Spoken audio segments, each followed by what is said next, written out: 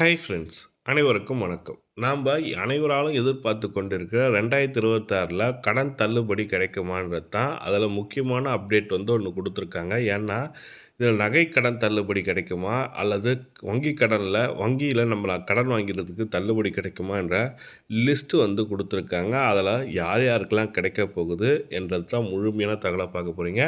நீங்கள் வங்கியில் கடன் வாங்கியிருந்தாக்கா அதில் குறிப்பிட்ட பேருக்கு தான் நகை கடன் தள்ளுபடியோ அல்லது கூட்டுறவு கடனில் நீங்கள் கடன் வாங்கியிருக்கீங்கன்னா அவங்களுக்கு தள்ளுபடின்னு சொல்லியிருக்காங்க. அது எந்த மாதிரியான கடன், யார் வாங்கின தகுதியானவர்கள் என்ற முழுமையான தகவலை தான் கொடுத்துருக்காங்க.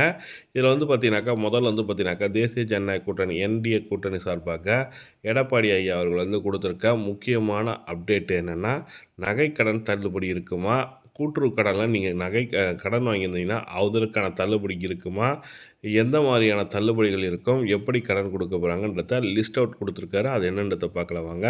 அதை பார்க்கறதுக்கு முன்னாடி நம்ம சேனலை சப்ஸ்கிரைப் பண்ணாதவங்க சப்ஸ்கிரைப் பண்ணிட்டு பெல் பட்டனையும் ப்ரெஸ் பண்ணிங்க. வாங்க வீடியோக்குள்ளே போகலாம். ஆட்டோ ஓட்டுநர்கள் ஆட்டோ சங்கத்தில் பதிவு செய்யப்பட்டு அவள் புதிய ஆட்டோ வாங்கினா 75,000 மானியம் வழங்கப்படும். நடபாதை, நீங்கள் மாநகரத்தில் நடபாதை ஓரமாக கடை வச்சிருக்கிறாங்க. அப்படி கடை வைத்திருக்கின்ற நபர்கள் கூட்டுறவு சங்கத்தின் மூலமாக கடன் பெற்றிருந்தால் அந்த கடன் முழுவதும் தள்ளுபடி செய்யப்படும். மாற்றுத்திறனாளிகள் கூட்டுறவு வங்கியில் வாங்கிய கடன் முழுவதும் தள்ளுபடி செய்யப்படும். கட்டிட தொழிலாளர்கள் அந்த கட்டிட பணியில் பணி செஞ்சு கொண்டிருக்கும் போது தவறி விழுந்து அவர்கள் உயிர் நீத்தா அவர்களுக்கு 25,000 ரூபாய் நிவாரண தொகை வழங்கப்படும். 25 லட்சம்.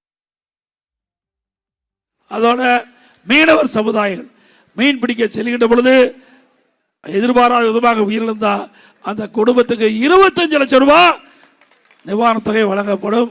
அதோட மீன்பிடி தடை காலத்தில் 8,000 ரூபாய் இருப்பதை 12,000 ரூபாய் உயர்த்தி கொடுக்கப்படும்.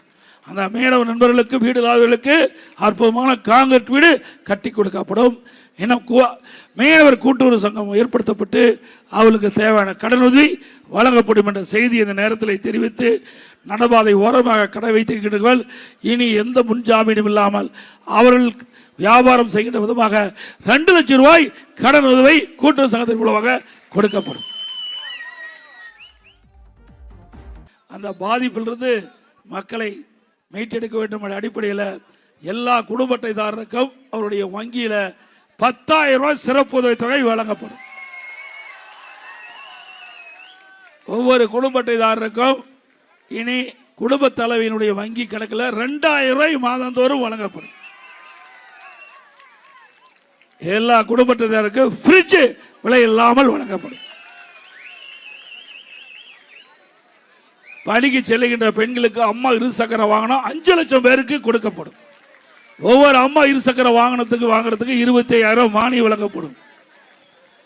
இன்றைக்கு குடும்ப அட்டைதாரருக்கு ஆண்டுக்கு 3 சிலிண்டர் விலையில்லாமல் வழங்கப்படும். ஒவ்வொரு ஆண்டும் தைப்பொங்கல் என்று தைப்பொங்கல் தொகுப்பு கொடுத்துட்டு இருக்கோம். அதோட 1000 ரூபாய் வழங்கப்படும் குடும்ப அட்டைக்கு. அதோட நம்முடைய தாய்மார்கள் தீபாவளி என்று பண்டிகை என்று மகிழ்ச்சியாக கொண்டாட எல்லா பெண்களுக்கும் பட்டு புடவை வழங்கப்படும். இப்ப மகளிர் தான் நகர பேருந்தில் கட்டணம் இல்லாமல் பயணம் செய்யறாங்க. இனி ஆண்களும் நகர பேருந்தில் கட்டணம் இல்லாமல் பயணம் செய்யலாம். ரேஷன் கடையில் போடுற அரிசி தரம் இல்லாமல் இருப்பதாக என்னிடத்திலே புகார். அதை நாங்கள் பார்த்தோம். இனி அதிமுக ஆட்சிக்கு வந்த உடனே மளிகை கடையில் எப்படி தரமான அரிசி கிடைக்குதோ அதே போல தரமான அரிசி ரேஷன் கடையில் வழங்கப்படும். அதே போல ரேஷன் கடையில் இப்பொழுது விலையில் பருப்பு வழங்கிட்டு இருக்காங்க. இனி அதிமுக ஆட்சி விலையில்லாம பருப்பு வழங்கப்படும். விலையில்லா சமையல் எண்ணெய் வழங்கப்படும்.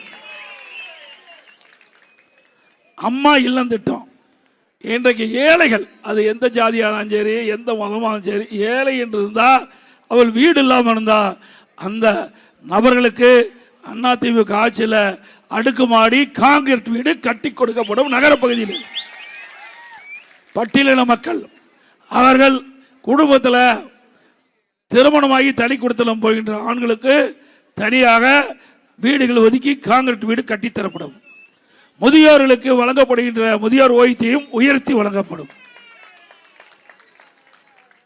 அதோட பட்டப்படிப்பு படித்து நம்முடைய வேலைவாய்ப்பு அலுவலகத்தில் பதிவு செஞ்சு வேலை கிடைக்காம இருக்கின்ற பட்டதாரி நபர்களுக்கு மாதந்தோறும் 2000 ரூபாய் உதவித்தொகை வழங்கப்படும். +2 வரைக்கும் படிச்சா 1000 ரூபாய் கிடைக்கும்.